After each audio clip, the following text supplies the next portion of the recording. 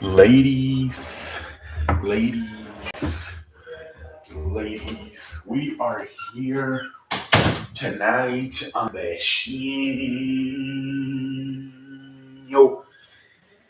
We have some wrestling news, and we have AEW Dynamite. So it's being said that Carlito has will no longer be appearing on his indie show he had coming up this weekend. As it is being reported, he has signed with WWE. Obviously, this comes after about a month ago. He was at Backlash in Puerto Rico and got a huge reaction as he made a surprise appearance during the Bad Bunny Damian Priest match. So it is believed that he has signed with WWE. We'll see what happens. We'll see. I don't think that guys like Sean Ross Sapp or Dave Meltzer have approved it. I don't think they have confirmed it. So we'll see what happens. The Believe is said that despite CM Punk coming back to the company and having differences with the Young Bucks and Kenny Omega, the Believe is still that the Young Bucks and Kenny Omega plan to re-sign a contract extension with AEW here in the next few months. It's expected to be a lot of money, but it is believed that that will not affect it, and they will still re-sign with AEW, both of them. They're saying that Rich Holland was interviewed, and he said, I don't know when, whether it's in a few weeks, in a few months, maybe 3 months from now, but I do expect Drew McIntyre to be back with WWE. I think he would know. I think he's good friends with them. I think he's also European. I don't know, Rich Holland. Is he European or is he American? I don't even know. I know obviously Sheamus and Butch are international. So I think they're good friends. So I feel like especially Sheamus, I think he was one of the best mans at McIntyre was one of the best mans at Sheamus's wedding. So they are, for sure, Sheamus and McIntyre are good friends. So maybe this is coming more from Sheamus, and he told Rich Holland this. But he said, I don't know when, but he will be back in WWE.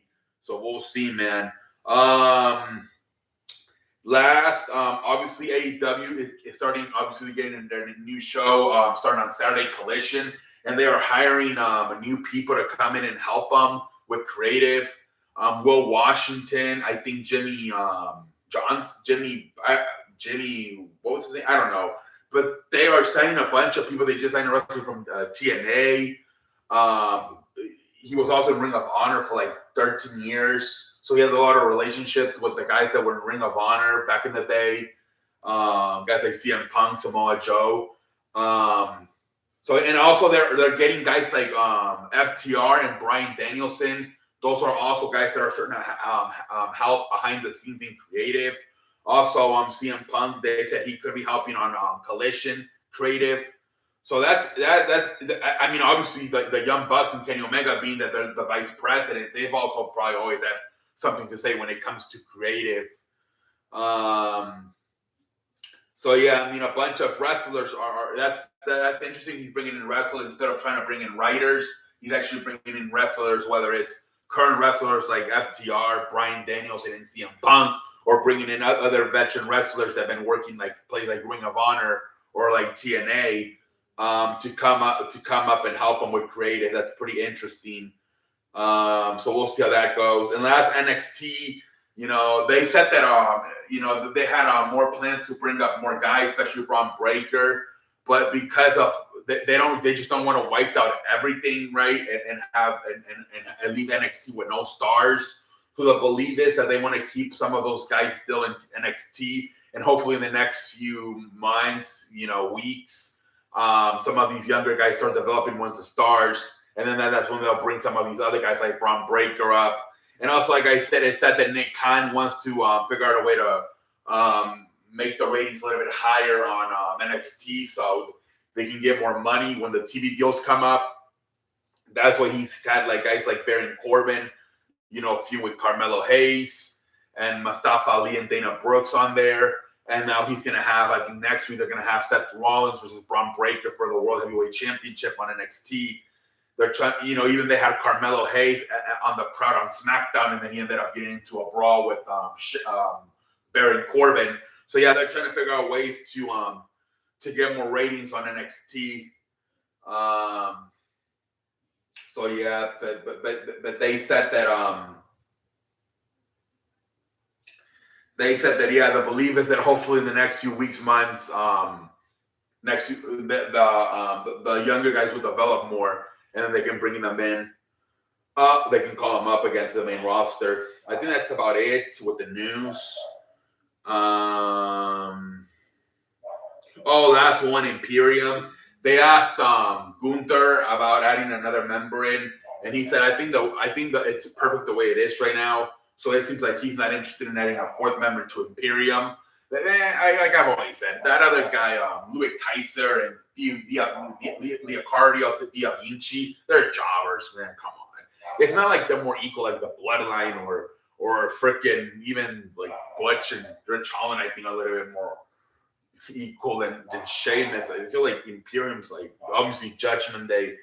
Imperium is all about Gunther. It reminds me of when Seth Rollins had J&J Security. Like Jesus Christ, that's what I looked at when I look at Da Vinci and Kaiser. Honestly, man. I think that's about it with the news, ladies and gentlemen. I think that is about it with the news, ladies and gentlemen. Let's move over to Dynamite recap.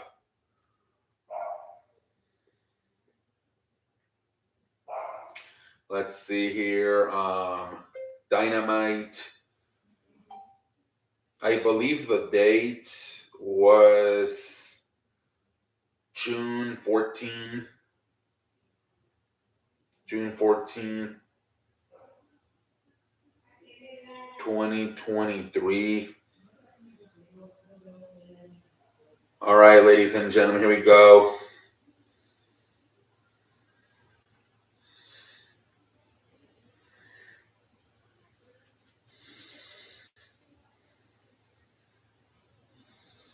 Freaking Dynamite from Washington, man. This is a good ass show, man. Starting right away with freaking Adam Cole versus MJF, man. Hell of a match, man. Freaking a pile driver by MJF to Adam Cole on the freaking ring apron. He was working his freaking arm the whole match. He put him through a table outside on the top rope. MJF jumped and hit him with an elbow. And then at the end, finally, freaking Adam Cole hits his finisher, the boom, the kick, and the what is it called? The Sunrise Panama, what the hell it's called. And then he freaking runs out of time, man. Jesus Christ. Also, they had a spot where, Jesus Christ, like Adam Cole like pushes the referee down by accident. And the referee's acting like he just got like fucking poked in the eye. Freaking selling it like crazy. That was hilarious. They did a spot where like MJF gets the AEW World Champion and he lays down and he hands it over to Adam Cole.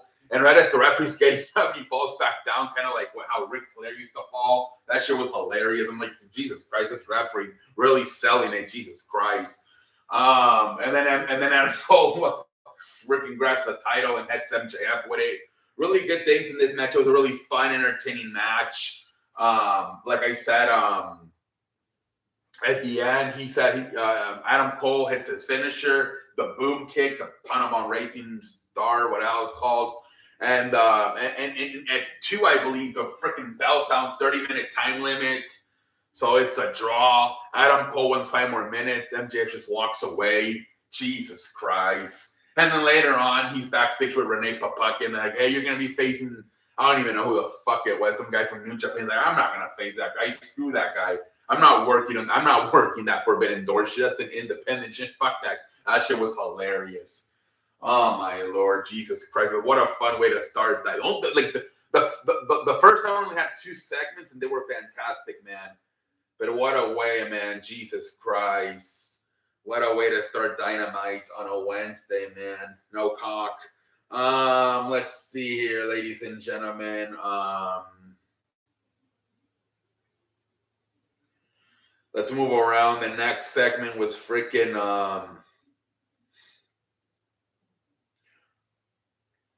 it was Sammy Guevara talking about how he's having a baby with his wife and everything. Ty Mello, I think her name is, and then Darby Allin comes like, "Hey man, you realize these people are starting to cheer for you again, right? Like you got to make a decision soon, man." And like pretty much referring to as he gonna leave the Jericho Corporation Society. And then Chris Jericho comes out.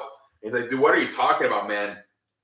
If anything, I'm surprised you didn't call me to help you out with that fatal 4-way match so you could beat him, you can win and become the new AEW World Champion. And then Sammy Guevara's like, hey, how come you didn't call me to get help? Otherwise, you would have beaten Adam Cole. Nice comeback there by Sammy Guevara. At the end, he's like, hey, man, why don't we team up on this idiot right here, Darby Allin, man? It's 2-on-1. Let's beat the hell out of him.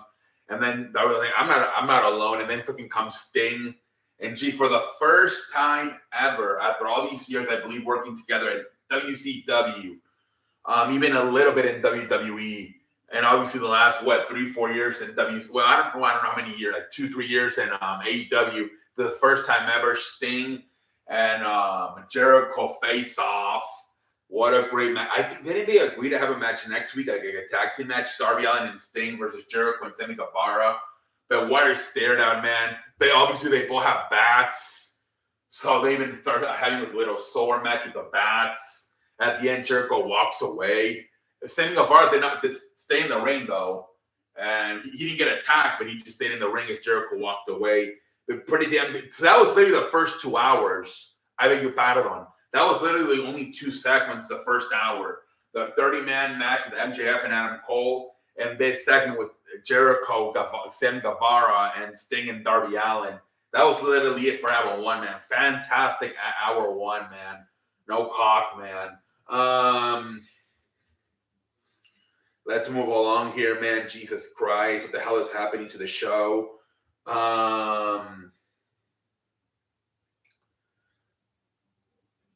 And then we actually end up having an 8-man tag team match. Sting, Darby Allin, Orange Cassidy, and Keith Lee versus Miguel and Bassett, Swerve Strickland, Brian Cage, Khan and Toya. This was obviously chaos. Everyone, it seemed like it was kind of anarchy in the arena, man. The whole time, everybody was just out of control, man. Fun little match here. At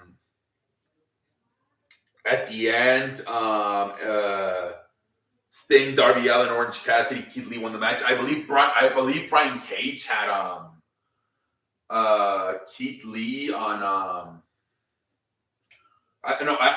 Brian Cage had Sting on his shoulders, and Orange Cassidy hit him with the Orange Punch, and then just Sting hit his finisher, and that's how the match was won. But pretty fun match. Obviously it was not as good, but not a bad way to have that follow up the MJF Adam Cole match. Just chaos all over the place. I believe there was a backstage segment with the Ass Boys, and they end up challenging the Hardy Boys to a match. That's gonna be crazy. And then we get a match with Wardlow and Jake Hager. I thought it was gonna be a little bit of a better match, but for the most part, Wardlow just pretty much beat the hell out of Jake Hager for most of it. So obviously, Jake Hager wins. Wardlow wins. And then after the match, it was Luchasaurus and Christian Cage on the Titantron, and they end up showing hey, here's your coach or mentor, and they beat him up just like they beat up last week the Sun. Now they beat up Arn Anderson. He's all bloody up. So this feud continues, man. I guess now between Luchasaurus and Wardlow.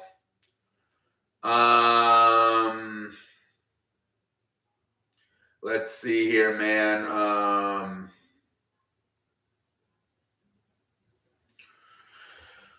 Oh, man, let's move along. And then we get a women's match. Sky Blue versus Toni Storm. Yeah, Sky Blue looked good in this match. They made her look good, man. She was taking out both freaking Toni Storm and outside the ring, Ruby Soho. I don't know where the hell Saraya was. But at the end, freaking man, she had it with the spray. The freaking referee's distracted with Ruby Soho, and then freaking Toni Storm hits her finisher, and then she makes her tap. I'm like, dude, you made her tap. If you're gonna have her lose, have her after that great outing she just had. She'll look a little bit more stronger if she just gets pinned. If she freaking taps, it makes her look weaker, man. I'm like, damn it, man. She had her finisher and she kicked out, and then she just put her in in a submission hole and she tapped. I'm like, man, come on, man. If you're gonna have her lose after that great outing, have her just lose on a pinfall, not a tap. But anyways, Toni Storm wins the match, and they just start attacking after the match, and then freaking Willow Malga shows up. She even obviously, I don't know where like Britt Baker and Saraya and all these other girls were. I don't know what's going on there. Let's see here, ladies and gentlemen. Brian Danielson is guest commentating. For the main event, man, freaking Hangman, the Young Bucks and Hangman Page versus the Black Queen Comeback Club, Claudio Castagnoli, Jon Moxley, and Wheeler Yuta. 6-man tag team. It was a hell of a match. Well, it seems like a lot of the match, the elites were dominating, man. But then at the end, freaking, dude, what a freaking, hate how this shit, freaking this match, man. I just think it's like they do become a better tag team with Adam. I feel like Kenny Omega should just be more a singles guy because this 3-man tag team right here with the Young Bucks and Adam Page is really fun, man. Because Adam Page is more of the Young Bucks style, right? Fast, athletic. It made it really fun, man. At the end, man, the freaking I believe they keep Claudio Castagnoli and Jon Moxley outside the ring, and they hit the B trigger on Wheeler Yuta, and then Adam Page hits the buckshot lariat, and that's pretty much the end of the match. But then after the match, man, all freaking chaos breaks loose, man. Jon Moxley, Claudio Castagnoli get back in the ring. They start beating up, and then freaking Eddie Kingston is back, man. Jesus Christ, Eddie Kingston starts beating up, especially Wheeler Yuta and Claudio Castagnoli. But he's friends with Jon Moxley, so they're just having like a face-off, Jon Moxley and Eddie Kingston. And then freaking out of nowhere, man, here comes freaking Takashari, whatever the fuck his name is. He comes in and he starts attacking Eddie Kingston. And then freaking Kenny Omega's back, Jesus Christ, and he takes everybody out. But as soon as he takes everybody out, freaking Will Ospreay shows up. In a matter of like less than 10 minutes, Eddie Kingston, Will Ospreay, and freaking Kenny Omega all came back, man. Jesus Christ. He attacks